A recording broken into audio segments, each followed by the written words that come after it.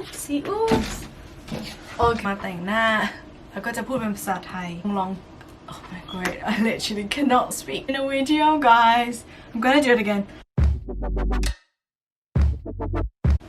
Hi, good afternoon guys, so welcome back to my channel. Just if you're new here, my name is Saranya and whoever returned back welcome. So in today's video, I'm going to be doing something a bit new and a little bit challenging to myself. As you can guess from the title, I'm going to be doing my makeup in Thai. So this video should be testing my ability to speak Thai as well as like kind of getting new like fan base from Thailand and as you can tell, like I have no makeup on, so from the minute that I'm going to put my makeup, start from primer and stuff like that, I'm going to be only speaking Thai. I will try my best to not speak English, and somewhere it might be in English just because of the brand, and you know, Thai people do speak somewhere in English. So if you guys are interested in this type of video, challenging and stuff, please keep on watching. สิ่งแรกที่จะทำเวลาแต่งหน้าก็คือการเขียนคิ้วนะคะก็อาจจะแบบไม่มองกล้องจะใช้เป็นกระจกอันนี้วางเอาไว้ก็จะมาปัดคิ้วกันก่อนเลยที่เราใช้นะก็คือ Anastasia Beverly Hills นะสี Ebony นะคะก็จะเป็นแบบนี้โอเคจะถือกระจกนะคะก็จะเขียนคิ้วเลยคือวันนี้จะต้องไปงานเลี้ยงวันเกิดเพื่อนค่ะก็เลยต้องแต่งหน้าอยู่แล้วก็เลยอยากจะลองแต่งหน้าเป็นภาษาไทยแปลงเล็กๆแบบนี้นะคะไม่รู้โฟกัสไหมก็จะเอามาเขียนเราจะทาเบาๆนะคะเราจะไม่ค่อยแบบว่าทาแรงก็เอาทิชชู่มาบีบที่แปลงเพื่อที่จะทำให้แปรงเนี่ยมันเล็กลงแล้วก็จะมาเขียนตรงหัวคิ้วกันเลยต่อไปเราก็จะมา conceal คิ้วกันนะคะเราก็จะใช้อันนี้เป็น elf caramel far จะเอาแปรงอันเล็กๆแบบนี้ก็จะมาเหมือนกับว่าทำความสะอาดรอบๆคิ้วนะคะ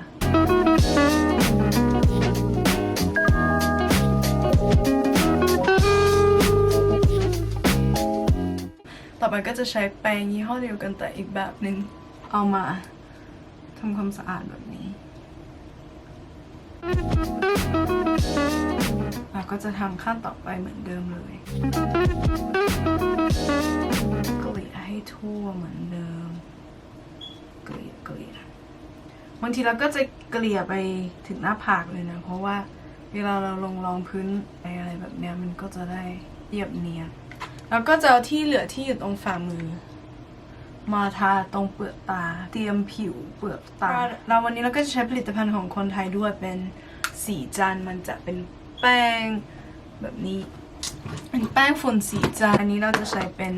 แบบเล็กนะคะมันก็จะทาลงไปรอบๆเปลือกตาได้เลยว่าทำให้ทุกอย่างไม่ขยับขยื่นวันนี้เราก็จะใช้เหมือนเดิมนะคะเราจะใช้เป็นของ Anastasia Soft Glam อันนี้มันจะเป็นแบบพาเลตแบบสีธรรมชาติซึ่งเราว่ามันใช้ได้ง่ายๆทุกวันก็คือเลือกเป็นแปรงที่มันค่อนข้างจะหัวฟูหน่อยเพื่อที่จะแบบว่าเกลี่ยสีพื้นเป็นสี Orange Soda ก็คือโซดาน้ำส้มหรืออะไรสักอย่างก็จะปัดไปเลยทั่วก็เวลาทาตาก็จะทาสองข้างพร้อมกันเพื่อที่จะได้ไม่ลืมว่าทาอะไรไปแล้วเราก็จะใช้แปรงอีกอันหนึ่งซึ่งอันเนี้ยก็จะเป็นแบบสะอาดหัวใหญ่ๆเหมือนเดิมก็จะปัดอีกรอบหนึ่งเราจะแต่งชุดเป็นแบบว่าสีน้ำตาลแล้วก็อยากจะให้มันเข้ากันเราก็ชอบพาเลตนี้ของ Anastasia เหมือนกันนะเลยคือซื้อทุกอย่างเองแต่เราจะมาใช้สีนี้ที่นิ้วชี้อยู่เพื่อที่จะให้แบบมันไม่น้ำตาลเกินไป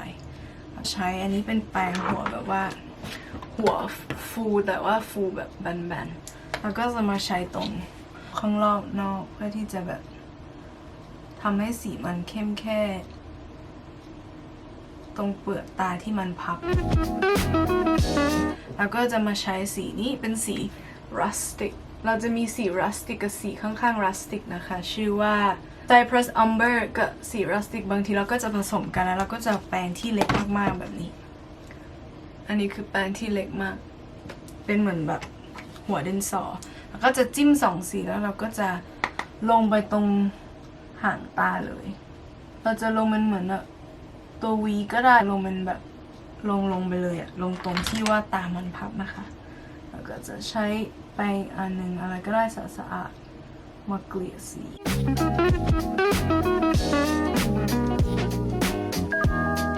สิ่งสำคัญต่อไปคือเราจะมาตัดตรงเปลือกตากันถ้าจะมาตัดตรงเปลือกตาเราใช้เป็นของยี่ห้อ Inglot เป็นสี68อันนี้มันจะเป็นเหมือนคล้ายๆแบบว่าอายไลเนอร์แต่เป็นสีครีมซึ่งจะแบบเอาไว้ตัดเปลือกตาแปรงอันเล็กๆเป็นแปรงอันเดียวกันกับที่เราใช้กับคอนซีลเลอร์เลยเพราะว่าหัวมันจะเล็กมากโอเคเวลาเราทำเราก็จะกดเอากดหลังจากที่เราทาแล้วเราก็จะลืมตาแล้วเราก็จะมองบนเพื่อให้สีอ่ะมันแบบกระจายอันนี้ที่เราทำอยู่เขาเรียกว่า cut crease ที่ฝรั่งเขาเรียกกันเราก็จะมาหยิบแรงหัวคล้ายๆกันแต่นี้จะฟูหน่อยแล้วเราก็จะหยิบ fix plus คืออันนี้แล้วเราก็จะสเปรย์ไปที่ปลายเราจะเลือกเป็นสีประมาณเนี้ย2 สีนี้เพื่อทาตรงหัวตา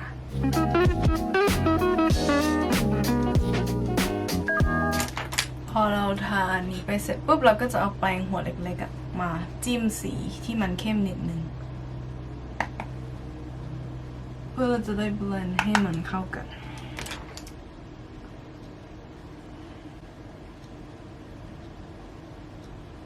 ก็ถือว่าได้อยู่นะถือว่าไม่เฟลของเราจะทำเป็นเหมือน half cut crease เพราะว่าตาเราเล็กเนี่ยจะตัดหมดมันก็จะตัดมากเกินไปอย่างนี้เราก็จะทำขั้นที่2กัน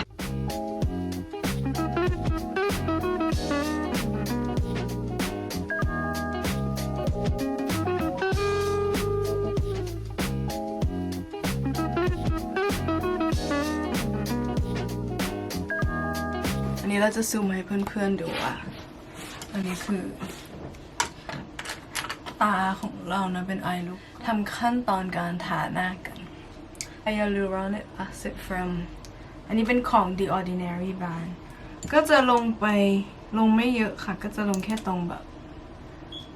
โหนกแก้มแล้วริมฝีปากนิดนึงหลังจากนั้นเราก็จะมาลง primer อันนี้เราใช้เป็นของยี่ห้อ Catrice คือมันถูกนะเราก็จะทาลงไปทั่วแล้วเสียงที่ได้ยินก็คือเป็นเสียงแจ้งเตือนเพราะว่าเพื่อนๆน่าจะโทรมาตามเราจะมีรองพื้น2 ตัวที่เราจะชอบใช้เป็นพิเศษก็คือ Fenty Beauty อันนี้เป็น Fenty Beauty เราใช้สี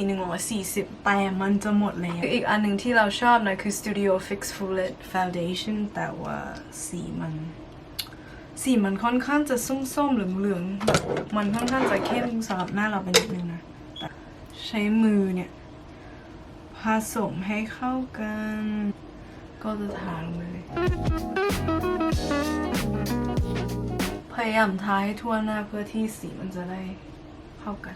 ส่วนมากทุกคนบอกให้ทาคอใช่ป่ะแต่เราไม่ชอบทาคอเพราะว่าเราเป็นคนชอบใส่เสื้อคอเต่าแล้วเราไม่อยากให้เสื้อมันเลอะแล้วถ้าจริงๆดูดิสีคอกับสีหน้าเข้ากันไหมอะก็เข้าอยู่คือรองพื้นมันดีมากคือแบบไม่ต้องใช้คอนซีลเลอร์เลยแล้วก็อีกอย่างหนึ่งเราไม่ทาคอนซีลเลอร์นะเพราะว่าเราไม่ชอบแล้วว่ามันหนักหน้าเกินไปเราก็จะใช้รองพื้นที่มีอยู่ที่มือเนี่ยค่อยๆแต้มไปทีละจุดจากที่เราลงรองพื้นเสร็จแล้วเราก็จะแป้งฝุ่นสีจันทร์แป้งฝุ่นอะไรก็ได้ที่ไม่มีสีนะที่เขาเรียกว่า translucent powder ก็จะเอาแป้งมาแบบนี้แล้วก็จะลงไปตรงคางคือคางเราอ่ะมันเร็วมากมันแบบมันใต้ตาเราก็จะไม่ได้แบบเบคขนาดนั้นเราก็คือแค่กดมันจะหยิบแปรงอันใหญ่แบบนี้นะอันนี้ก็จะเป็นแปรงอันใหญ่ก็จะเอาไว้ปัด ว่าเราบอกแล้วเราไม่ได้เบกเยอะเลยเราแค่แบบกดให้มันหนาๆตรงนั้นพอ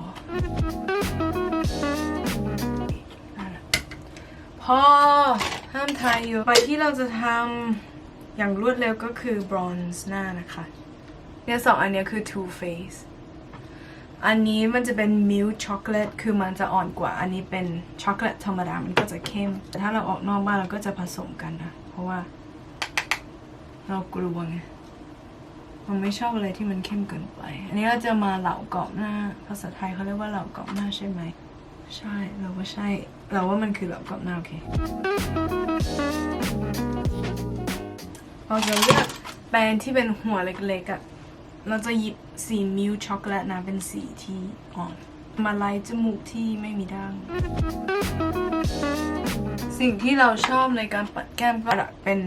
สินค้าของคนไทยเหมือนกันนะอันนี้จะเป็น Oh My Blush คือซื้อมาจากเมืองไทยต่อยกับไปซัมเมอร์ปีที่แล้วอันนี้เราใช้เป็น406 Rosy คือกุหลาบก็จะปัดโอเคหลังจากนั้นนะเราแต่งหน้าเสร็จแล้วเรายังไม่ได้ติดขนตามาสคาร่านะแต่เราจะใช้ Fix Plus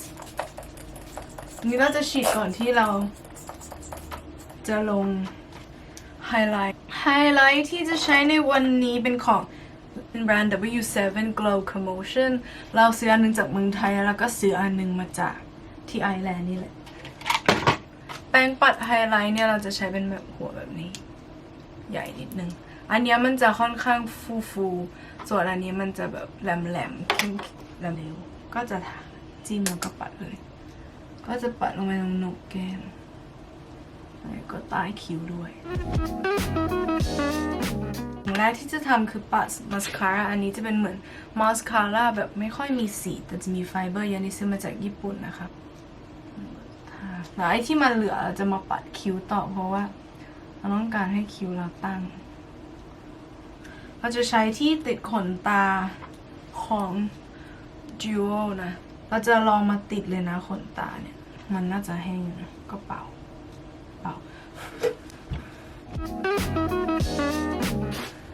ตอนนี้เราก็จะมาทาสีลิปกันเลยนะที่เราใช้ก็จะเป็นของ Sephora นี่คือตอนนี้แต่งหน้าเสร็จแล้วทุกคนก็จะเห็นเป็นแบบนี้เป็นแบบ half cut crease นะคะนี่คิ้วนี่หน้าไม่รู้มันขาวไปหรือเปล่านะแต่ว่าแบบมันก็แมทช์กับคอเนาะ